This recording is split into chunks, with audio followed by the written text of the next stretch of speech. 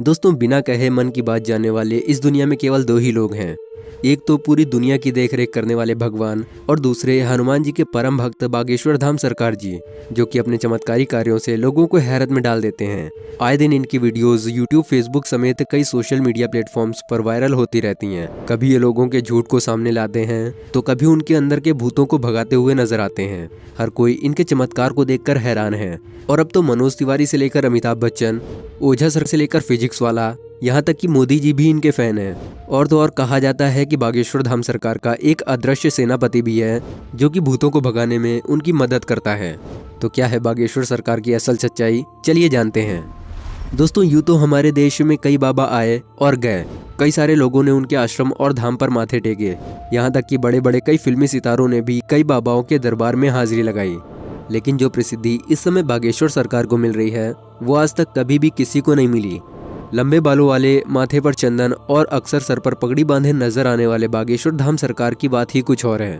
और इसका सबसे बड़ा सबूत बड़े बड़े फिल्मी सितारों का इनके दरबार पर आकर इनके प्रवचन और गीत सुनना है। फिर चाहे मोदी सरकार के सबसे दिग्गज नेता और भोजपुरी गायक मनोज तिवारी हों, या फिर साउथ मूवी के एक्टर सुमन तलवार, जिन्होंने बागेश्वर धाम आकर बाबा के नाम पर ठुमके भी लगाए और बागेश्वर सरकार के प्रवचनों में सम्मिलित भी हुए। अभी हाल ही में सदी के महानायक अमिताभ बच्चन जी की भी एक वीडियो बहुत ज्यादा वायरल हो रही थी, जिसमें वो बैठकर बाबा के कीर्तन का आनंद ले रहे थे। पर दोस्तों, ये सब कुछ एक रात का चमत्कार नहीं है, बल्कि इसके पीछे एक ऐसे बच्चे के संघर्ष की कहानी छुपी हुई है, जिसके संघर्षों के बारे में जानकर आपके भी आंखों में आंसू आ जाएंगे। दोस्तों, वैसे तो सोशल मीडिया पर एक बार कोई वायरल हो जाता है तो उसकी जिंदगी बदल जाती है, पर बागेश्वर धाम सरकार तो हर हफ्ते वायरल होते रहते हैं। लाखों की संख्या में लोग अपना काम धाम छोड़कर उनकी बातें सुनने और उनके चमत्कारों को देखने में लग जाते हैं और अपने दुखों और कष्टों को दूर करने के लिए बागेश्वर धाम भी पहुंच जाते हैं। दोस्तों, ये सब कुछ अगर सच हुआ है तो बागेश्वर धाम के चमत्कारों की वजह से। कहते हैं कि बागेश्वर धाम पर स्वयं हनुमान जी की कृपा बनी हुई है, जिनकी सहायता से बागेश्वर धाम सरकार लोगों के मन की बात को जान लेते हैं और उसके बताने से पहले ही एक कागज पर उसकी समस्या और उसके उपाय लिख देते हैं, जिसके कई सारे प्रमाण आपने सोशल मीडिया पर वीडियोस के जरिए देखे होंगे।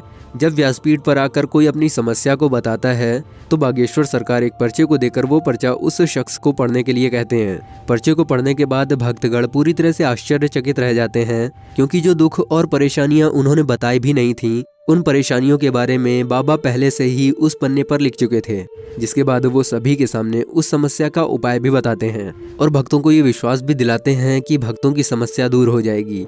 लेकिन बागेश्वर धाम सरकार काफी सख्त मिजाज के भी हैं, क्योंकि अगर कोई उनके सामने झूठ बोलता है या फिर गलत नियत के साथ अपनी इच्छाएं लेकर पहुंच जाता है तो बागेश्वर सरकार उसकी पोल खोलने में भी कोई कसर नहीं छोड़ते।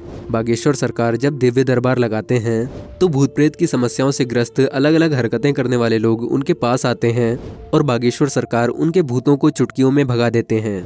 क्योंकि जैसा कि अभी हमने आपको बताया कि बागेश्वर सरकार पर स्वयं हनुमान जी की असीम कृपा बनी हुई है। और ये तो आपने सुना ही होगा कि भूत पिशाच निकट नहीं आवे, महावीर जब नाम सुनावे। और महावीर से याद आया कि जो लोग भी हनुमान जी के परम भक्त हैं वो कमेंट सेक्शन में जय श्री राम लिखना ना भूलें। हनुमान जी के परम भक्त बागेश्वर सरकार का असल नाम पंडित धीरेन्द्र कृष्ण शास्त्री है, लेकिन लोग इन्हें बागेश्वर धाम सरकार या फिर बागेश्वर धाम वाले महाराज के नाम से जानते हैं।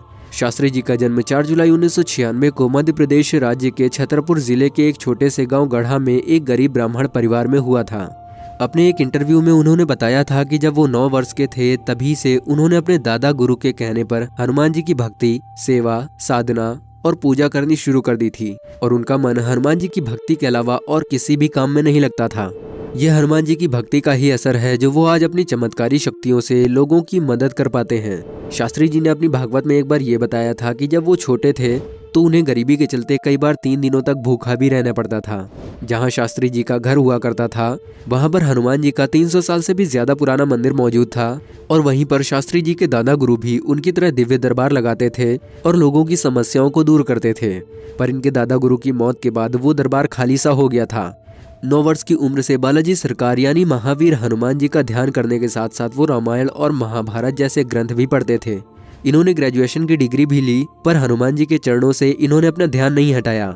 कई सालों तक हनुमान जी की भक्ति करने के बाद हनुमान जी ने अपनी कृपा उनके ऊपर की और अचानक से ही उन्हें अपने ऊपर असीम शक्तियों का एहसास होने लगा।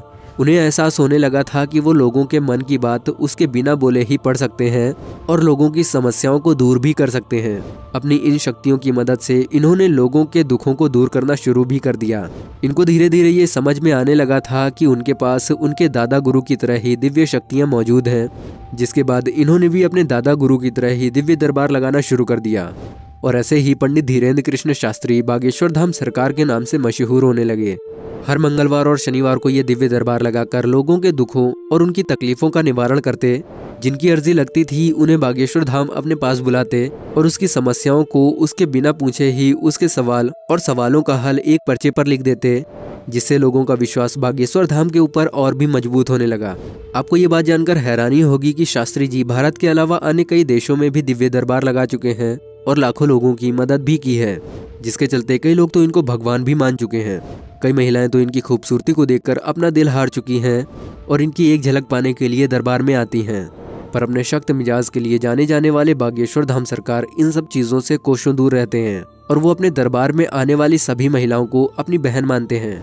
वैसे दोस्तों, जहां एक तरफ हमारे देश में जब भी कोई बाबा पॉपुलर होने लगते थे तो उनके काले कारनामे दुनिया के सामने आ जाते थे और वो सभी बाबा आज भी जेल की हवा खा रहे हैं। तो ऐसे में अगर कोई 26 वर्षीय शख्स अपनी चमत्कारिक शक्तियों से लोगों को हैरान कर दे तो पूरी दुनिया सोच में तो पड़ ही जाएगी, जिसके चलते कई बार शास्त्री जी के दरबार में कई मीडिया कर्मी भेष बदलकर उनकी सच्चाई दुनिया के सामने लाने के लिए गए। पर जैसे ही मीडिया वाले उनके द्वारा लिखे गए पर्चे को पढ़ते तो उनके पसीने छूट जाते, क्योंकि उस पर्चे पर उन पत्रकारों के बारे में यही लिखा होता था कि आप स्टिंग ऑपरेशन करने आए हैं।